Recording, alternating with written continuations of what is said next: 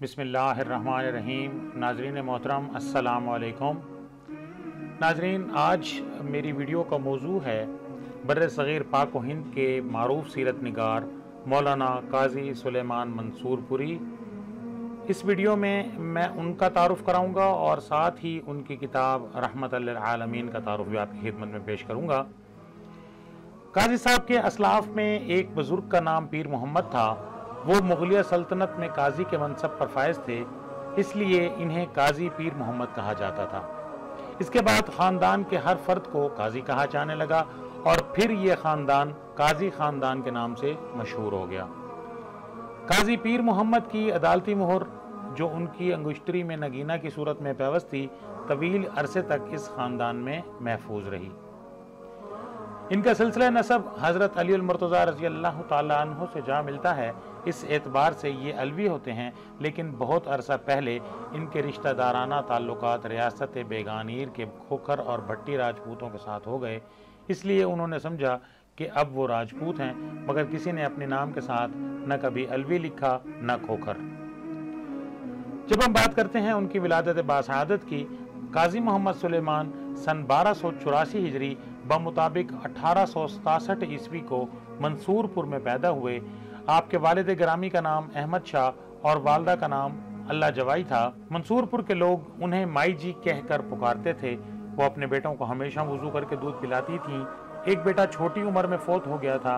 बाकी दोनों बेटों में मोहम्मद सुलेमान और अब्दुर्रहमान की वालिदैन ने बहुत अच्छी तरबियत की। वहाँ के लोगों में हमेशा से एक दस्तूर चला आ रहा था कि बच्चे की विलादत के बाद वालिदैन अपने बच्चे के लिए गांव या मोहल्ले के किसी ऐसी शख्स से जिसे वो नेक और परहेजगार समझते हों दुआ कराते थे। काजी साहब के बचपन में अम्बाला में एक बुजुर्ग रहते थे जिनका नाम तवक्कल शाह था, जो सूफिया के नक्शबंदी मुजद्दिदी सिलसिले से मुंसलिक थे। बड़े इबादत गुजार और मुत्तकी थे। आपके अकीदतमंदों का हल्का बड़ा वसी था। काजी साहब के आबा और अजदाद से ताल्लुक़ रखने वाले एक साहब जिनका नाम नजमुद्दीन शाह था, काजी साहब को दुआ के लिए तवक्कल शाह साहब के पास ले गए। शाह साहब ने बच्चे को गोद में लिया, मुंह चूमा और बच्चे की बेहतरी और खैर आफियत के लिए बारगाह खुदावंदी में दुआ की। काजी साहब ने कुरान मजीद अपने वालिद गिरामी काजी अहमद शाह से पढ़ा। अरबी की बाज़ किताबें भी इन्हीं से पढ़ी। काजी साहब को अपने वालिद से बेपनाह अकीदत थी और अपनी तसानीफ में इनका जिक्र निहायत अदब और एहतराम से करते हैं। बाप को भी अपने सादतमंद बेटे से बहुत प्यार था। उन्होंने इंतहाई तवज्जो और शौक से तालीम दिलवाई। नाज़रीन इकराम, मैं आपको बताता चलूँ कि उस ज़माने में मौज़ा कौम ज़िला लुधियाना में एक आलिम दीन मौलाना अब्दुल अजीज़ थे, जो आसूदा हाल और साहिब जायदाद बुजुर्ग थे। रियासत पटियाला में उनकी ज़मीन थी। इस तरह उनकी आमद व रफ्त पटियाला में भी रहती थी, जहाँ उनकी ज़ाती हवेली भी थी। काजी साहब ने इस ज़माने की मुरवजा किताबें उनके पास पढ़ीं। 1921 में जब काजी साहब हज के लिए तशरीफ़ ले गए तो सफ़रनामा हज्जाज में अपने अहबाब के नाम लिखे।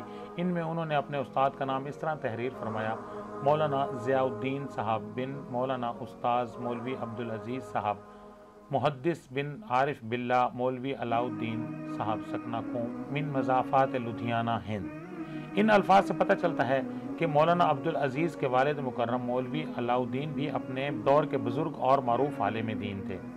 उस वक्त पटियाला के महिंद्रा कॉलेज के असातिज़ा में एक उस्ताद मुंशी सिखन लाल काइस्त थे, जो फ़ारसी के आलिम और प्रोफेसर थे। शेर व शायरी में भी दिलचस्पी थी। आतिश या नासिक के शागिर्दों में उनका शुमार होता था।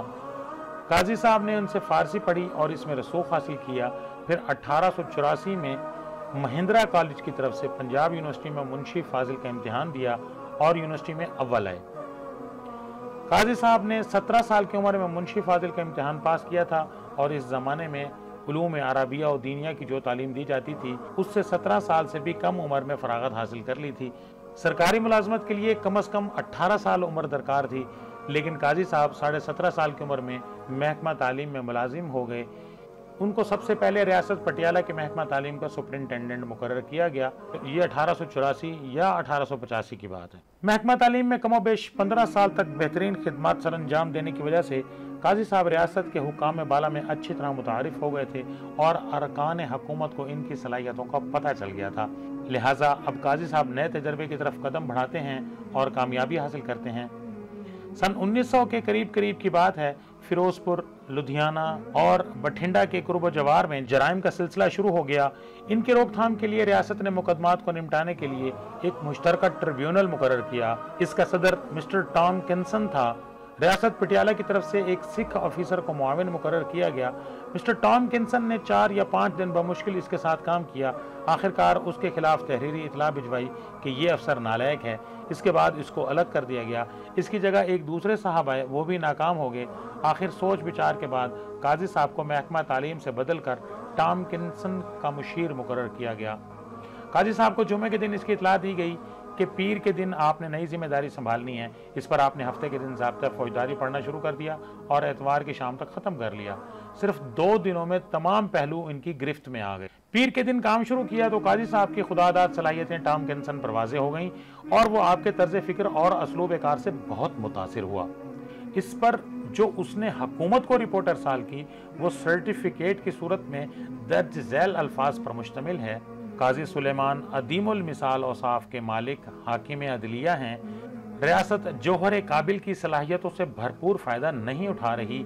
मेरे ख्याल में काजी साहब की खिदमात अंग्रेज़ी इलाके की अदलिया के लिए हासिल कर ली जाएं तो यकीनन बहुत फ़ायदेमंद होंगी। काजी सुलेमान के बड़े पोते अब्दुल बाकी का बयान है कि ये सर्टिफिकेट अभी भी पंजाब गवर्नमेंट के रिकॉर्ड में मौजूद है और उन्होंने इसे खुद पढ़ा है। इस ट्रिब्यूनल में काम करने के बाद काजी साहब रियासत की अदलिया ही से वाबस्ता रहे। एक अरसा तक मजिस्ट्रेट दर्जा अव्वल, कुछ अरसा सिविल जज और फिर सेशन जज की हैसियत से खिदमात सर अंजाम दी। गाजी महमूद धर्मपाल जब काजी साहब की तहरीर से मुतासिर होकर मुसलमान हुए तो काजी साहब उस वक्त भटिंडा में सेशन जज के मनसब पर फायज थे और गाजी साहब वहीं उनकी खिदमत में हाजिर हुए थे। काजी साहब नरम और खुश तबीयत आलिम थे। किसी को डांटना, रोब डालना उनकी फितरत के खिलाफ था। हद दर्जा सच गो, हक गो और शीरीं गुफ्तार थे।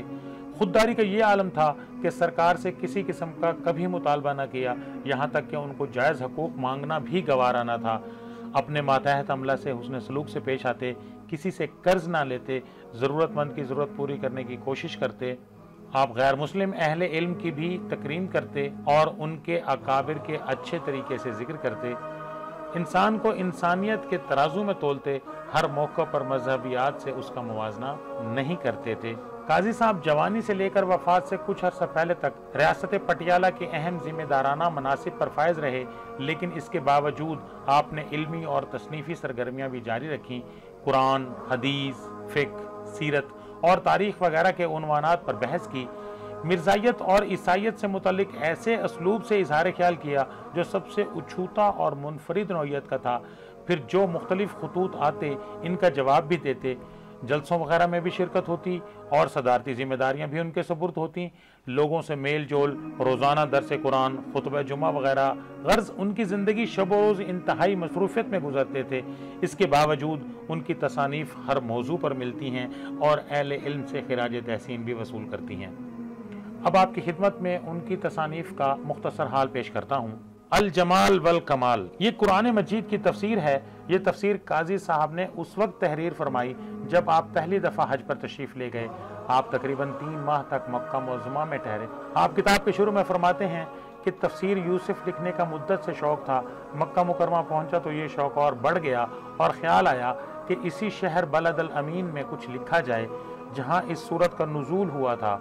मक्का मुकरमा ही में उन्होंने तफसीर मुकम्मल कर ली थी। अलबत्ता खात्मा तफसीर के 10-12 सफ़े वापसी पर जहाज़ में लिखे। फ़िक़ही, तारीख़ी और लुग़वी एतबार से ये तफसीर बहुत सी बातों का अहाता किए हुए है। मसलन मिस्र का जिक्र आता है तो मिस्र की तमाम तारीख़ी और जुग़राफ़ियाई मालूमात बयान फरमा दी हैं जो उन्हें मुहैया हो सकें, जिनका बयान करना उनके नज़दीक ज़रूरी था। सूरह यूसुफ की ये तफसीर अपनी नौइयत की वाहिद तफसीर है जिसमें लुग़त के मसाइल भी ज़ेर बहस आए हैं, कानूनी नुकात की भी वजाहत की गई है, फ़िक़ही मसाइल भी मौरज़े बयान में आए हैं, तारीख़ी और जुग़राफ़ियाई हालात की तरफ भी क़ारीन की तवज्जो मबज़ूल कराई गई है।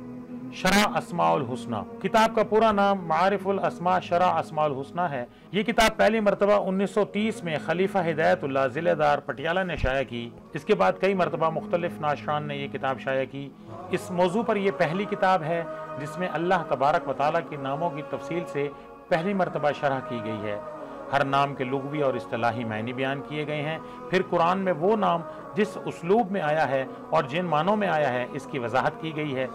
حدیث مبارکہ میں بھی جس شکل میں اس کا تذکرہ ہوا ہے اسے اجاگر کیا گیا ہے۔ مثلا اللہ کے ناموں میں سے ایک نام النور ہے۔ قرآن میں یہ نام متعدد سباق و معنی میں بیان ہوا ہے۔ روشنی کے معنی میں بھی آیا ہے، لوگوں کو کفر و شرک کے اندھیروں سے نکال کر توحید و ایمان کے اجالوں میں لے جانے کے معنوں میں بھی آیا ہے۔ دین حق کو بھی نور سے تعبیر کیا گیا، قرآن مجید کو بھی نور قرار دیا گیا۔ مومن کی ایمان کی شان بھی نور کے معنی دیتی ہے۔ صداقت اور ایمان صالحہ بھی نور کہلاتے ہیں۔ قرآن کے علاوہ حدیث پاک میں لفظ نور سے جو معنی اخذ ہوتے ہیں وہ بھی پوری صراحت سے ضبط تحریر میں لائے گئے۔ مہر نبوت، یہ کتاب ایک مختصر کتاب ہے، پہلی مرتبہ 1899 میں شائع ہوئی۔ یہ کتاب نبی کریم صلی اللہ علیہ وآلہ وسلم کی سیرت مبارکہ سے تعلق رکھتی ہے اور مختصر ہونے کے باوجود جامع کتاب ہے، چھوٹے بڑے ہر ایک کے لیے یکساں مفید ہے۔ اس میں وہ تمام اوصاف پائے جاتے ہیں جنہیں قاضی صاحب کی تحریر کے بنیادی عنصر کی حیثیت حاصل ہے۔ 1899 کے بعد یہ کتاب مسلسل چھپ رہی ہے۔ اس کے مندرجات میں بڑی مٹھاس، بڑا پیار اور انتہائی روانی پائی جاتی ہے۔ قاضی سلیمان منصور پوری کی چوتھی کتاب الصلاۃ والسلام علی رسول اللہ، امام ابن قیم کی نہایت اہم کتاب، جس میں نبی کریم صلی اللہ علیہ وآلہ وسلم پر صلاۃ و سلام اور اس سلسلہ کے مباحث اور مسائل کا ذکر کیا گیا اور اس موضوع پر تمام احادیث مبارکہ جمع فرما دی۔ اس کتاب پر احادیث کی فنی حیثیت پر بھی بحث کی گئی۔ کتاب 5 ابواب پر مشتمل ہے۔ اس کتاب میں نبی کریم صلی اللہ علیہ وآلہ وسلم کی سیرت بھی خاص انداز میں پیش کی گئی۔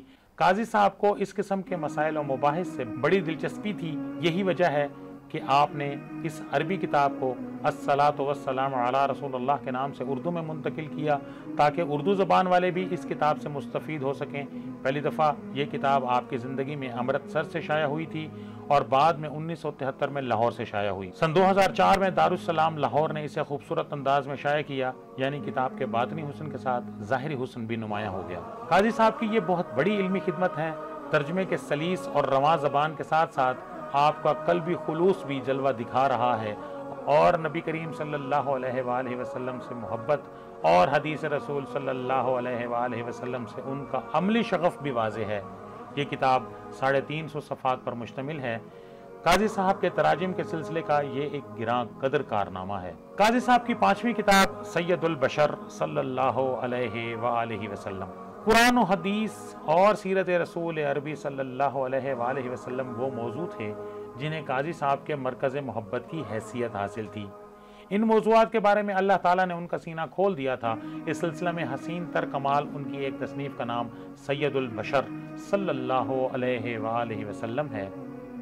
دراصل یہ ان کی 4 روح پرور تقریروں کا مجموعہ ہے جو انہوں نے کسی زمانے میں امرتسر کے MAO ہائی اسکول میں مسلسل 4 دنوں تک کی تھیں اور پھر ان کو کتابی شکل میں شائع کیا تھا۔ پہلے یہ کتاب نایاب تھی، اب آپ کے چھوٹے پوتے قاضی حسن معیز الدین اسے شائع کر رہے ہیں۔ دیگر کتب کی طرح یہ بھی آپ کی اہم تصنیف ہے۔ اس میں تقابل ادیان کا عنصر بڑا غالب ہے۔ قاضی صاحب کی 6ٹھی کتاب اصحاب بدر، غازیان بدر کے حالات میں یہ ایک مختصر رسالہ ہے۔ قاضی حاجی احمد شاہ کو اصحاب غزوہ بدر کے ساتھ بڑی عقیدت تھی۔ انہوں نے کئی بار اپنے قلم سے خط نسخ و نستعلیق میں ان مبارک ناموں کو لکھا اور احباب میں تقسیم کیا۔ آغاز کتاب میں مصنف نے جنگ بدر کی پوری تاریخ اور کیفیت بیان کی اور جن حالات میں یہ جنگ ہوئی اس کی تفصیل درج ہے۔ اس سے آگے اصل کتاب کا آغاز ہوتا ہے۔ پہلے مہاجرین کے عنوان سے ان مہاجر صحابہ کرام کا ذکر ہے جو جنگ میں شریک تھے۔ اس کے بعد الانصار عنوان قائم کر کے ان صحابہ کرام کا تذکرہ فرمایا ہے جو انصار تھے اور جنگ میں شامل تھے۔ دوسری کتابوں کی طرح قاضی صاحب کی اس کتاب نے بھی بڑی شہرت پائی۔ قاضی صاحب کی 7ویں کتاب غایت المرام، مرزا غلام احمد قادیانی کی کتابوں فتح الاسلام، توضیح الاسلام اور ازالہ اوہام کے جواب میں قاضی صاحب نے 2 کتابیں لکھی اور دونوں مرزا کی زندگی میں ہی شائع ہوئیں۔ پہلی کتاب کا نام غایت المرام ہے جو 1893 عیسوی میں شائع ہوئی۔ قاضی صاحب نے مرزا کے رد میں مفصل کتاب لکھی۔ اس وقت قاضی صاحب کی عمر تقریباً 22 سال تھی، یعنی آغاز جوانی کا دور تھا۔ وہ مرزا کے خلاف لکھنے والوں میں سب سے کم عمر تھے، لیکن اس مسئلے پر ان کی تحریر کا ایک ایک لفظ ایک اہم موضوع پر مشتمل ہے، احتیاط و توازن کا عمدہ ترین نمونہ اور دلائل سے بھرپور خزینہ۔ قاضی صاحب کی 8ویں کتاب تائید الاسلام، इस किताब को काजी साहब ने गायतुल मराम का दूसरा हिस्सा करार दिया है।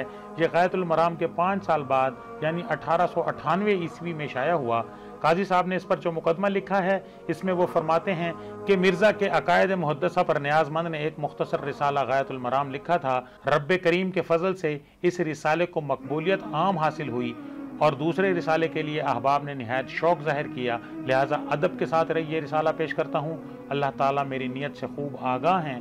मिर्ज़ा साहब से जो कुछ मुखासमत, न अनाद, न ज़ाती रंज, बल्कि सिर्फ दीन खालिस और इस्लाम की मोहब्बत और हिफाजत और नुसरत के ख्याल ने मुझे मजबूर किया कि इस बारे में जो फ़हम और समझ अल्लाह तबारक व तआला ने दी है वो अपने भाइयों के सामने ज़ाहिर करूँ और इन अकायद मुहद्दसा में जो गलतियाँ और मुगालते मिर्ज़ा साहब की तहरीर से मुझे मालूम हुए हैं नाज़रीन के सामने बयान कर दूँ। इंसाफ मुसलमान खुद कर लेंगे और इस नाचीज़ खिदमत का अजर व सवाब मेरी नीयत और अमल को देख कर अल्लाह तबारक व तआला अता फरमा देंगे। इस रिसाला में मिर्ज़ा के रिसाला अज़ाला ओहाम के तमाम मतालिब का जवाब लिख दिया गया है। खुतबात सलमान। काजी साहब को मुख्तलिफ अंजुमनों और इस्लामी इदारों की तरफ से सालाना जलसों में शिरकत की दावत दी जाती थी और बाज़ जलसों की सदारत भी फरमाते थे। इन जलसों में वो तहरीरी सदारती खुतबा पढ़ते थे। इस किस्म के जो खुतबात मिले हैं वो खुतबात सलमान के नाम से किताबी शक्ल में शाया हुए हैं और इनकी तादाद 10 है। ये खुतबे मौलाना अब्दुल मजीद खादिम ने जमा करके पहली मरतबा मुसलमान कंपनी सोहदरा ज़िला गुजरांवाला की तरफ से 1938 में शाया किए थे। यह खुतबात बड़े मालूमात अफजा हैं। काजी साहब की 10वीं किताब तारीख अल मशाहिर। इस्लामी तारीख काजी साहब का खास मौजू थी। इस तसनीफ का पस मंज़र ये है कि 1899 ईस्वी में अमृतसर से एक हफ्तरोज़ा अखबार वकील शाया होता था। इस अखबार के मालिक मुंशी गुलाम मोहम्मद थे और वो अखबार में तस्वीरें छापते थे। अखबार बहुत अच्छा था। काजी साहब भी इसके क़ारीन में शामिल थे। आपने मुंशी गुलाम मोहम्मद को लिखा, आप तस्वीरें न छापा करें, अगर मज़ामीन की किल्लत है तो मैं हर हफ्ते मशाहिर इस्लाम से किसी मशहूर शख्सियत के बारे में ज़रूरी बातें लिखकर भेज दिया करूँगा। मुंशी साहब ने इसको पसंद फरमाया। इस तरह यह सिलसिला अखबार में शुरू हो गया और काफ़ी अरसा तक चलता रहा। 1927 ईस्वी के लगभग मौलाना अब्दुल मजीद ने काजी साहब की खिदमत में इन मज़ामीन को किताब की शक्ल में शाया करने की दरख्वास्त की, जिसे काजी साहब ने मंजूर फरमा लिया। इस तरह वकील में शाया शुदा तमाम मज़ामीन जमा किए गए और इजाफा भी काजी साहब ने फरमा दिया और नए मज़ामीन भी शामिल कर दिए। इस तरह ये किताब अक्टूबर 1929 को पहली मरतबा शाया हुई। इस किताब के इब्तदा में इमाम अबू हनीफा, इमाम मालिक, इमाम शाफी, इमाम अहमद बिन हम्बल के हालात दर्ज हैं। इसके बाद सईद बिन जुबैर, याकूब बिन दाऊद, यूसुफ बिन याहिया, इमाम गजाली, इमाम राजी वगैरह और बहुत से सूफिया कराम, मशाइख उज़्ज़ाम, शायर, अदीब, मुसन्निफीन, मुअल्लिफीन के वाक़यात बयान किए गए हैं। तारीख़ रिजाल से मुताल्लिक़ उर्दू की ये बहुत मालूमाती किताब है। काजी साहब की 11वीं किताब अल-मसा अलल जोरबैन। अल्लामा जमालुद्दीन कासमी दमिश्की एक मशहूर और मुमताज़ आलिम गुज़रे हैं। इनकी मुतअद्दिद तसानीफ़ हैं। इसमें से एक तसनीफ़ अल-मसा अलल जोरबैन है। काजी साहब एक मरतबा दिल्ली तशरीफ़ ले गए। वहाँ आपको ये रिसाला हाजी मोहम्मद अब्दुल गफ़ार ने दिया। काजी साहब ने यह रिसाला पढ़ा तो आप मुसन्निफ़ के अंदाज़े बयां और तर्ज़ तहरीर से बहुत मुतासिर हुए और उसका उर्दू तर्जुमा किया। ये रिसाला हाजी अब्दुल गफ़ार ने महबूब उल मुताबिअ दिल्ली से शाया किया। हर सफ़े पर 2 कालम बनाए गए हैं, एक में अरबी मतन और दूसरे में उर्दू तर्जुमा। इस मौजू से मुतल्लिक अल्लामा दमिश्की ने हिदाया की कोई इबारत दर्ज नहीं की थी, लेकिन काजी साहब ने आखिर में हिदाया की एक इबारत भी दर्ज कर दी है, जिससे जुराबों पर मसहा करने का सबूत मिलता है। इस ज़िमन में मौलाना अब्दुल हई फरंगी महली की इबारत भी दर्ज फरमाई है, जो मसहा जुराब पर दलालत गुनाह है। इस्तकामत 1906 ईस्वी का वाक़या है, जिसके बारे में काजी साहब तहरीर फरमाते हैं कि मैं दफ्तर जा रहा था, रास्ते में डाकिये ने मुझे एक ख़त दिया जिसमें साहिब मकतूब ने लिखा था कि अगर मुझे तसल्ली बख्श जवाब न मिला तो मैं ईसाई हो जाऊंगा। ये जुमला पढ़कर मैं वापस घर लौटा कि हो सकता है देर हो जाए और वो इस्लाम छोड़ दे। चुनाचे आधे घंटे में ख़त का जवाब लिखा, डाक में डाला और फिर दफ्तर रवाना हो गया। जब यह ख़त उस साहब के पास पहुंचा तो अल्लाह ताला ने उसको इत्मीनान क़ल्ब की नेमत बख्शी और पूरी इस्तकामत से वो साहिब इस्लाम के मनाद और वाइज बन गए और इसी मुबारक खिदमत में रहमत हक से वासिल हो गए। यह ख़त लिखने वाले साहब पहले हिंदू थे, फिर आर्या हुए, बाद में मुसलमान हो गए और इस्लाम के वाइज बन गए। 2-3 माह तक काजी साहब के पास उनके मकान पर मुकीम रहे, फिर चले गए और 6 माह तक पता ना चला कि कहाँ गए। फिर काजी साहब के नाम खत आया जिसमें एतराज़ात की तफसील बयान की गई थी जो 6 माह के अरसा में एक पादरी ने उनके दिल में डाल दिए थे। काजी साहब ने जवाब दिया तो अल्लाह ताला ने इस्लाम पर इस्तकामत अता फरमाई। बाद अज़ां यह खत इस्तकामत के नाम से शाया कर दी। काजी साहब की 13वीं तसनीफ सफरनामा हजाज। काजी साहब ने पहला हज 1921 में किया था। ये 54 अफराद का काफिला था, इनमें से 3 वफात पा गए। काजी साहब हज के लिए 5 मई 1921 को घर से रवाना हुए, दिल्ली पहुंचे।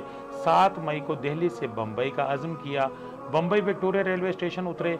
वहां जो हजरात इस्तकबाल के लिए मौजूद थे उनमें मौलाना मोहम्मद अली लखवी, मौलाना मुहय्यिद्दीन अहमद कसूरी भी शामिल थे। इस ज़माने में आजकल की तरह सहूलियात तो मौजूद नहीं थी, ना सफ़र ज़्यादा आरामदेह था, ना क़याम में ज़्यादा सहूलतें थीं। काजी साहब के सफ़रनामा हजाज में इस सिलसिले की तमाम तफसीलात मौजूद हैं। मुख्तलिफ हुज्जाज कराम ने बेशुमार सफ़रनामे लिखे हैं, मुख्तसर भी, मुतवस्सित भी और मुफस्सिल भी, लेकिन हकीकत ये है कि काजी साहब का सफ़रनामा इनसे बिल्कुल मुख्तलिफ है। काजी साहब जिस मकाम का जिक्र करते हैं उसकी तारीख के तमाम पहलू कारी के लिए बयान कर देते हैं। यह सफ़रनामा 300 सफ़ात पर मुश्तमिल है, मुतअद्दिद मकामात के नक्शे भी दिए हैं। पहली दफ़ा यह सफ़रनामा 1924 को शाया हुआ। इसके अलावा आपने शाह वलीउल्लाह देहलवी रहमतुल्लाह अलैह की हुज्जतुल्लाहिल बालिगा का तर्जुमा भी किया, लेकिन अफसोस कि यह मुसवदा ज़ाया हो गया। अब आपकी किताब रहमतल लिल आलमीन, इस किताब का मैं तफसीली तारुफ आपकी खिदमत में पेश करूँगा। इस नाम से काजी साहब ने सीरत पर 3 जिल्दें लिखी हैं, उसको मकबूलियत आम नसीब हुई। पहली जिल्द 1912 में छपी और आखिरी जिल्द आपकी वफात के बाद 1933 में शाया हुई। तीनों जिल्दों में काजी साहब ने सीरत रसूल सल्लल्लाहु अलैहि वसल्लम पर होने वाले हमलों, मुखालिफिन के एतराज़ात के जवाबात बड़े सलीके और इंतहाई शाइस्तगी से दिए हैं। आपके ज़ाती कमालात और सिफात के अलावा तमाम अंबिया अलैहिमुस्सलाम के महासिन व कमालात बतरीक़ अहसन बयान फरमाए हैं। जगह जगह कुतुब अहादीस और कुतुब सीरत के हवाला जात दिए हैं। रहमतल लिल आलमीन किताब का नाम भी काजी साहब ने कुरान मजीद की आयत वमा अरसलनाका इल्ला रहमतल लिल आलमीन से मुस्तआर लिया है। सीरत की ऐसी किताब जिसका नाम कुरान मजीद की आयत से अखज़ किया गया हो, ये काजी साहब का ही वस्फ है। और आपने साबित कर दिखाया कि नबी करीम सल्लल्लाहु अलैहि वसल्लम की ज़ात अक़दस में रहमतल लिल आलमीन के तमाम औसाफ बदरजा उतम मौजूद थे। काजी साहब ने 1930 ईस्वी में दूसरा हज किया। हज से वापसी पर जहाज़ ही में आपका इंतकाल हुआ। मौलाना गुलाम रसूल महर और मौलाना इस्माइल गजनवी भी इसी साल हज पर गए थे। वापसी इसी जहाज़ में सवार थे जिसमें काजी साहब सवार थे।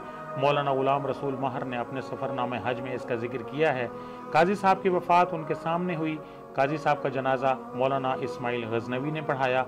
यहाँ काजी साहब के आखिरी वक्त का जिक्र मौलाना गुलाम रसूल महर की ज़बानी ये है कि 30 मई की सुबह मैं अपनी सीट पर लेटा हुआ था, अमीन रिहानी की किताब पढ़ रहा था।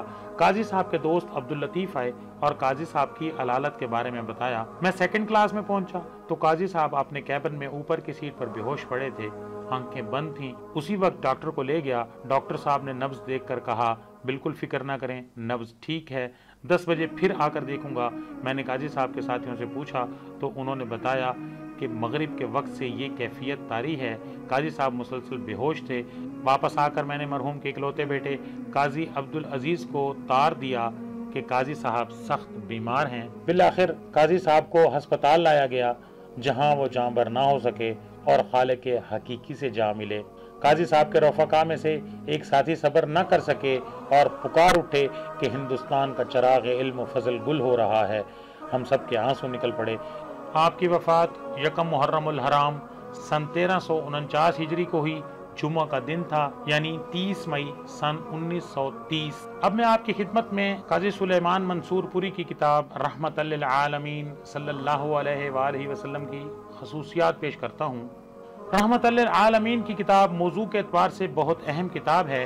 किताब के नाम ही से वाज़े हो जाता है कि मुसन्निफ किस हस्ती के बारे में किताब लिखना चाहता है, यानी सरवर दो आलम नबी करीम सल्लल्लाहु अलैहि वसल्लम की मुबारक ज़िंदगी को मौजू बनाया है। ये किताब अपने अंदर बहुत से औसाफ और खसूसियात रखती है। मुसन्निफ ने किताब के नाम के वक्त निस्बत भी आला रखी है, यानी इस किताब के नाम की निस्बत भी अल्लाह के कलाम यानी कुरान मजीद की इस आयत से जोड़ी है, जिस आयत मुबारका में अल्लाह के महबूब फ़ख्र दो आलम सल्लल्लाहु अलैहि वसल्लम की एक ख़ास सिफ़त का जिक्र किया गया, यानी قرآن کی زبان میں وما ارسلناک الا رحمۃ للعالمین سے لیا گیا ہے۔ یہ وہ آیت مبارکہ ہے جس میں اللہ تبارک و تعالیٰ نے نبی کریم صلی اللہ علیہ وآلہ وسلم کو مخاطب کر کے فرمایا کہ اے محبوب، ہم نے آپ کو تمام جہانوں کے لیے پیکر رحمت و شفقت بنا کر بھیجا ہے۔ ابتدائی کتب سیرت میں کوئی ایسی کتاب نہیں جس کا نام قرآن مجید سے اخذ کیا گیا ہو۔ قاضی سلیمان منصور پوری نے اس کتاب کو لکھنے کے لیے گہرا مطالعہ کیا۔ سیرت نگاری کا بنیادی اور اولین اصول یہ ہے، اس موضوع پر جتنا کام ہو چکا، سیرت نگار کے لیے ضروری ہے کہ وہ اس مواد کا گہرائی سے مطالعہ کرے، اس میں جو خامی نظر آئے اس کو نوٹ کرے، اور جو مفید مواد ہو اس سے نتائج اخذ کر کے واقعات کی حقیقت تک پہنچنے کی کوشش کرے، اور ان سے وہی واقعات اخذ کر کے تحریر کرے جو حق و صداقت کے میزان پر پورے اترتے ہوں۔ رحمت للعالمین کے مصنف نے اس اصول کو پوری طرح مد نظر رکھا اور اس پر عمل بھی کیا۔ سیرت النبی صلی اللہ علیہ وآلہ وسلم سے متعلق ان کے دور تک کہ جس زبان سے بھی کوئی کتاب منظر عام پر آئی، مصنف نے اس کا گہرائی سے مطالعہ کیا اور اس کتاب کے جن واقعات کو مناسب سمجھا اپنی کتاب میں درج بھی کیا۔ ناظرین کرام، سیرت پر لکھنا خاص طور پر سیرت نگار کے لیے سب سے پہلے آقا نامدار نبی کریم صلی اللہ علیہ وآلہ وسلم کی ذات بابرکات سامنے ہوتی ہے، اور ہونی بھی چاہیے کہ وہ ایسی ہستی ہے جو سبب وجود کائنات ہے۔ ایسی ہستی کے بارے میں لفظوں کو وجود دینا بھی کوئی عام بات نہیں، اس لیے ہر سیرت نگار اس نیت اور خلوص کو مد نظر رکھ کر سیرت پر قلم اٹھاتا ہے کہ اس کے یہ الفاظ اخروی نجات کا ذریعہ بن جائیں اور آقا کی بارگاہ میں شرف قبولیت کا درجہ حاصل کر رہے ہیں۔ ہر سیرت نگار اپنے انداز اور طریقے سے آقا کی بارگاہ میں عقیدت کے پھول پیش کرنا چاہتا ہے۔ رحمت للعالمین کے مصنف نے بھی اس عقیدت کو پیش نظر رکھتے ہوئے آقا کی سیرت نگاری پر قلم آزمایا ہے اور محبوب خدا کو اپنے الفاظ میں خراج عقیدت پیش کیا ہے۔ اس کتاب کو جتنی پذیرائی حاصل ہوئی، اس سے صاف ظاہر ہے کہ مصنف نے بارگاہ اقدس میں عقیدت کا حق ادا کر دیا۔ نبی کریم صلی اللہ علیہ وآلہ وسلم کے فضائل و مناقب انتہائی عقیدت میں ڈوب کر اپنی کتاب میں تحریر فرمائے ہیں۔ رحمت للعالمین کی پہلی جلد 912 عیسوی میں شائع ہوئی۔ یہ وہ زمانہ تھا جب ہندو، عیسائی اور یہودی اسلام پر مناظرہ کے نام سے لٹریچر کی شکل میں تاپڑ توڑ حملے کر رہے تھے۔ نبی کریم صلی اللہ علیہ وآلہ وسلم کی تعلیمات اور آپ کے ارشادات و اعمال کو تنقید کا نشانہ بنا رہے تھے۔ آپ نبی کریم صلی اللہ علیہ وآلہ وسلم کی تعلیمات کو مسخ کرنے کی کوشش کر رہے تھے۔ قاضی سلیمان منصور پوری ان تمام سازشوں سے باخبر تھے، لہٰذا انہوں نے اپنی کتاب میں مخالفین اور معترضین کے تمام اعتراضات کا بھرپور جواب دیا ہے۔ وہ مختلف حوالوں سے نبی کریم صلی اللہ علیہ وآلہ وسلم کا دفاع بھی کرتے ہیں اور انہی کی کتب کے حوالہ جات پیش کرتے ہیں اور اعتراض کرنے والوں پر بدرجہ غایت متانت اور دانش مندی سے حملے کرتے ہیں۔ قاضی سلیمان منصور پوری مصنف رحمت للعالمین نے اپنی کتاب میں مضبوط دلائل اور مستحکم شواہد سے ثابت کیا ہے کہ محبوب خدا کی ذات و صفات میں تمام انبیاء کرام کے محاسن و کمالات بطریق احسن جمع تھے۔ آپ لکھتے ہیں کہ نبی کریم صلی اللہ علیہ وآلہ وسلم کی نبوت میں جملہ انبیاء کی شان نظر آتی ہے۔ آپ حضرت مسیح علیہ السلام کی طرح جھٹلائے اور ستائے گئے، پھر بھی آپ صابر اور شاکر ہی پائے گئے۔ آپ نے یحییٰ علیہ السلام کی طرح بیابانوں اور بستیوں میں خدا کی آواز کو پہنچایا۔ آپ نے حضرت عیسیٰ علیہ السلام کی طرح خدا کے گھر کی عظمت و حرمت کو اثر نو زندہ فرمایا۔ آپ نے حضرت ایوب علیہ السلام کی طرح صبر کے ساتھ گھاٹی میں 3 سال تک محصوری کے دن کاٹے، اور پھر بھی آپ کا دل خدا کی ثنا گزاری سے لبریز تھا۔ آپ نبی کریم صلی اللہ علیہ وآلہ وسلم نے حضرت نوح علیہ السلام کی طرح قوم کو خفیہ اور اعلانیہ، خلوت اور جلوت، میلوں اور جلوسوں، گزرگاہوں اور راہوں، پہاڑوں اور میدانوں میں اسلام کی تبلیغ فرمائی اور لوگوں کو ان کے افعال بد سے نفرت دلائی۔ آپ نے حضرت ابراہیم علیہ السلام کی طرح نافرمان قوم سے علیحدگی اختیار کی، وطن چھوڑ کر شجرۃ طیبہ اسلام کے لگانے کے لیے پاک زمین کی تلاش میں راہ نورد ہوئے۔ آپ شب ہجرت کو حضرت داؤد علیہ السلام کی طرح دشمنوں کے نرغے سے نکلنے میں کامیاب ہوئے۔ آپ نے حضرت یونس علیہ السلام کی طرح غار ثور کے شکم میں 3 دن رہ کر پھر مدینہ طیبہ میں کلمت اللہ کی آواز کو بلند فرمایا۔ آپ نبی کریم صلی اللہ علیہ وآلہ وسلم نے حضرت موسیٰ علیہ السلام کی طرح، جنہوں نے بنی اسرائیل کو فرعون مصر کی غلامی سے آزاد کروایا تھا، شمالی عرب کو कुस्तुनतुनिया की बंद मलूकियत से और शर्की अरब को किसरा ईरान के हल्का गुलामी से और जनूबी अरब को शाह हबश के तौ के बंदगी से निजात दिलाई। आपने हज़रत सुलेमान अलैहिस्सलाम की तरह मदीना में खुदा के लिए एक घर बनाया जो हमेशा के लिए अल्लाह की याद करने वालों से मामूर और ज़ियाए तौहीद से पुरनूर रहा है, जिसे कोई बख्त नसर जैसा वीरान न कर सका। आपने हज़रत यूसुफ अलैहिस्सलाम की तरह अपने ईज़ा रसां और सितम पेशा बिरादरान मक्का के लिए नजद से गल्ला बहम पहुँचाया और बिलाखिर फ़तह मक्का के दिन ला तसरीबा अलैकुमुल यौम का मजदा सुनाकर अंतुमुत्तलका के फरमूदा से उन्हें पाबंद मिन्नत व एहसान बनाया। वक्त वाहिद में आप हज़रत मूसा अलैहिस्सलाम की तरह साहिब हुकूमत थे और हज़रत हारून अलैहिस्सलाम की तरह साहिब इमामत भी। आपने हज़रत नूह अलैहिस्सलाम की सी गर्मी और हज़रत इब्राहीम अलैहिस्सलाम जैसी नरम दिली, यूसुफ अलैहिस्सलाम जैसी दरगुजर, दाऊद अलैहिस्सलाम जैसी फतूहात, याकूब अलैहिस्सलाम जैसा सब्र, सुलेमान अलैहिस्सलाम जैसी सतूत, ईसा अलैहिस्सलाम की सी खाकसारी, याहिया का साजिंद और इस्माइल की सी सुब्क रूही कामिल ज़हूर बख्श थी। काजी सुलेमानपुरी ने अपनी किताब की तरतीब में ये ख़ास तौर पर ख्याल रखा कि वाक़यात दर्जा सेहत को पहुँचे हुए हों, इसलिए हर वाक़या की तस्दीक के लिए कुतुब अहादीस और कुतुब सीरत के हवाले दिए गए हैं। काजी साहब ने इन वाक़यात की सेहत के लिए जो यहूद और नसारा के बारे में मज़कूर हैं, इन्हीं की कुतुब के न सिर्फ हवाले दिए हैं बल्कि इनकी असल इबारत भी लिख दी है और इसका तर्जुमा भी साथ कर दिया। मसलन नबी करीम सल्लल्लाहु अलैहि वसल्लम हज़रत इस्माइल अलैहिस्सलाम के औलाद से हैं, इस बारे में रकम तराज हैं। हज़रत इस्माइल अलैहिस्सलाम को अल्लाह ने 12 बेटे दिए थे, इनमें से कीदार बहुत मशहूर हैं, तौरात में इनका बकसरत जिक्र आता है। यहाँ काजी साहब ने ज़बूर से जो इन्हीं की किताब है साबित किया कि आप हज़रत इस्माइल अलैहिस्सलाम की ज़ुर्रियत पाक ही में से हैं और ज़बूर का हवाला दिया। अब वो कैसे इनकार कर सकते हैं।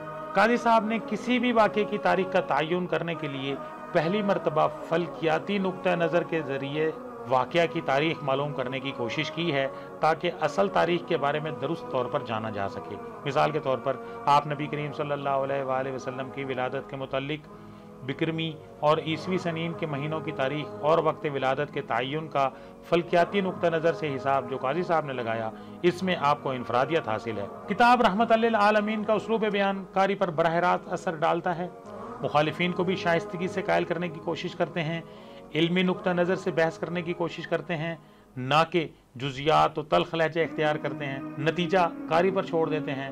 ज़बान साफ़ सुथरी, फसीह बलीग, अदीबाना, शगुफ्ता, मुअस्सर और दिल आवेज़ है। काजी साहब दलाइल और मतानत से खिताब करते हैं, जिसके पास दलाइल का ख़जाना मौजूद हो उसे नाशाइस्ता इस्तेमाल करने की ज़रूरत नहीं रहती। सीरत की ये पहली किताब है जो शाया होते ही बर सग़ीर की मशहूर यूनिवर्सिटी और मुतादिद मदारिस में निसाब का हिस्सा बनाई गई। मसलन उस्मानिया यूनिवर्सिटी हैदराबाद दक्कन, अलीगढ़ मुस्लिम यूनिवर्सिटी, जामिया अब्बासिया भावलपुर जो अब जामिया इस्लामिया के नाम से मशहूर है, नदवतुल उलमा लखनऊ, जामिया मिल्लिया दिल्ली, दारुल उलूम देवबंद, अंजुमन हिमायत इस्लाम लाहौर के इस्लामिया कॉलेज और इसके हाई स्कूल नीज़, बहुत से इस्लामी मदारिस और दीनी और मजहबी दरसगाहों में ये किताब तलबा को पढ़ाई जाती है। सीरत की ये पहली किताब है जिसके लिए ना तो कोई इश्तिहारबाजी की गई, ना कोई अखबारात में तबसरे वगैरह हुए, लेकिन इसके बावजूद इसको जो शर्फ कबूलियत हासिल हुआ वो किसी दूसरी किताब को हासिल नहीं हुआ। इस बात का अंदाज़ा इस बात से लगाया जा सकता है कि इसकी पहली जिल्द 1912 ईस्वी से 1916 ईस्वी तक कई मरतबा शाया हुई। इससे पहले और इसके बाद उर्दू या किसी और ज़बान में सीरत की कोई ऐसी किताब नहीं जो इतने थोड़े अरसे में इतनी दफ़ा शाया हुई हो या अवाम व ख़ास में जिसने इस दर्जा कबूलियत हासिल की हो। काजी साहब ने पूरी किताब में मस्बत तरीका तर्ज इख्तियार किया है और अपनी तहकीक को सही वाक़यात की रोशनी में पेश किया है। जिस शख्स का भी तज़किरा किया है इस किस्म के अल्फाज में किया है जो इस शख्स के लिए हदीस और सीरत की किताबों में पेश किया गया है। मुबालगा राय वगैरह से हरगिज काम नहीं लिया और ना ही किसी शख्सियत को कलम के जोर से बढ़ा चढ़ाकर या कमतर पेश किया गया है। कलम की तस्दीक को भी सामने रखा और हर एक का इसके मर्तबा व मकाम के मुताबिक तज़किरा किया है। किताब अपने मज़ामीन और उन्वानात से जामे और अकमल है। मुसन्निफ ने आप नबी करीम सल्लल्लाहु अलैहि वसल्लम की सीरत का कोई गोशा नज़रअंदाज नहीं किया। कारी सिर्फ जिल्द अव्वल पढ़कर ही सीरत के तमाम गोशों से आगाह हो जाता है।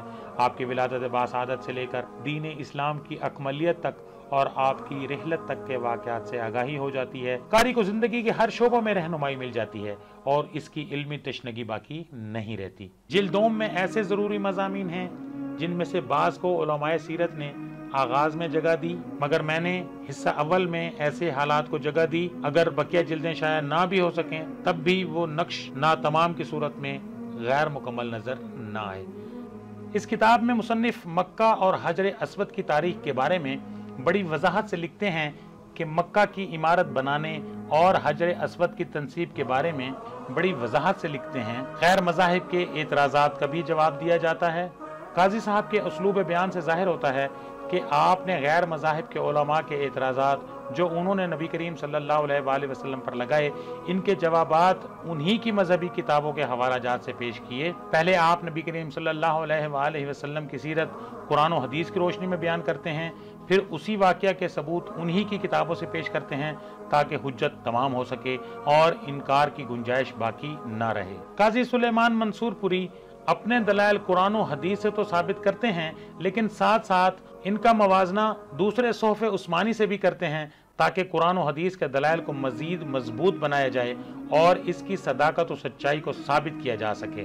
آخر میں کتاب رحمت للعالمین کی اہم مندرجات اور مضامین آپ کی خدمت میں پیش کرتا ہوں۔ جلد اول 283 صفحات پر مشتمل ہے۔ ابتدا میں مقدمہ بیان کیا جس میں حضرت مسیح علیہ السلام سے 2000 سال پہلے سلطنت بابل کا ذکر کیا گیا ہے۔ اس وقت کے بادشاہ کے بارے میں اور حکومت کے بارے میں بتایا گیا ہے کہ نظام حکومت ظالمانہ تھا، عیش و عشرت حکمران کا مقصد زندگی تھا۔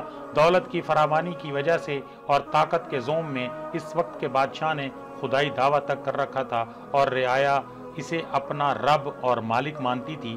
بادشاہ کے سامنے کسی کو بھی پر مارنے کی اجازت نہ تھی۔ قاضی سلیمان منصور پوری نے مقدمہ میں عرب کی سیاسی حالت بیان کی۔